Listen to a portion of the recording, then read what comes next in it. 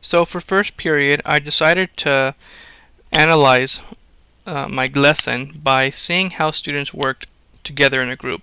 I wanted to see if the current teacher, my master teacher, has created an environment where students know what their assigned task is and to make sure that they're supposed to stay on task versus talking amongst themselves and not really focusing on the conversation they should be having. So for first period, I decided to engage students in a cooperative learning lesson plan. So to start the lesson, their warm-up group is typically done individually, but for the sake of my lesson, I asked students to group into four, and the teacher already has a desk set up to where students in four are in close proximity to each other. And the students were asked to work in groups of four, and just there was a picture on the PowerPoint of Mahatma Gandhi, and they were asked to list any facts they knew about him regarding his life, personal life, what his philosophy was. And for those students who really didn't know much about him, I asked them to take guesses.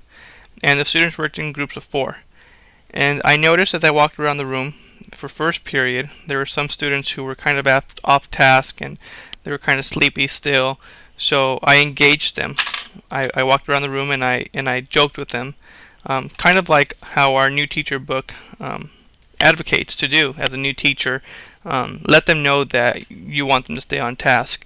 And taking from Joshua's from 470 his point of view, some students who weren't on task, I asked them, hey, do you know what the assignment is supposed to be? And most of them would respond yes. And I said, all right, well, where are you stuck? You haven't written anything down.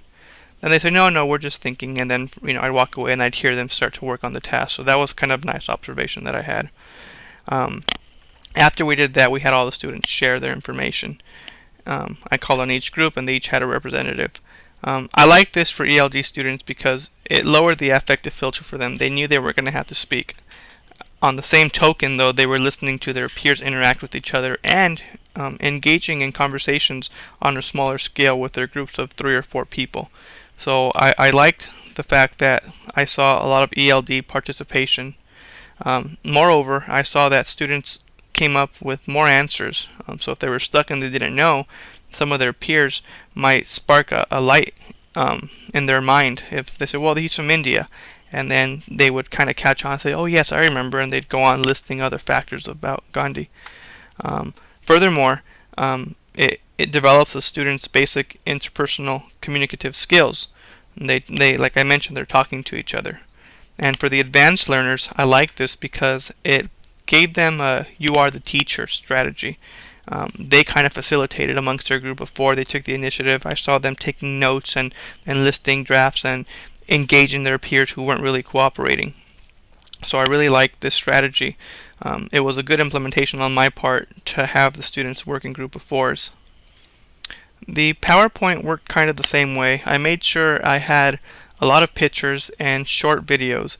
My master teacher mentioned to me in first period that there's 2 students with ADHD, and they didn't want to have a historical video drag on too much, so all the YouTube videos I embedded into my PowerPoint were no more than 4 minutes long, and I made sure that throughout the video I'd hit pause and kind of ask for student input on their thoughts and ideas.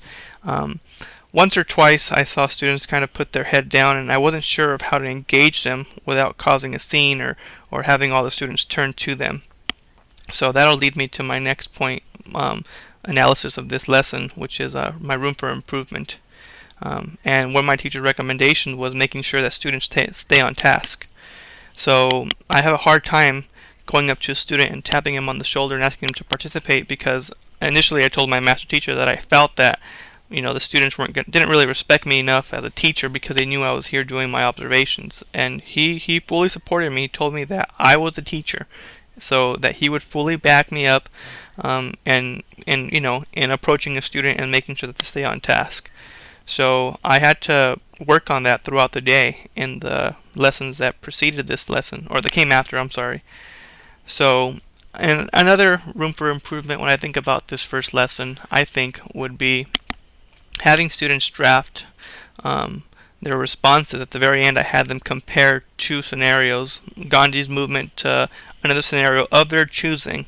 They recently did a profile on a historical figure, so I asked them to draw and tap into prior knowledge and bring some of that information in their short response.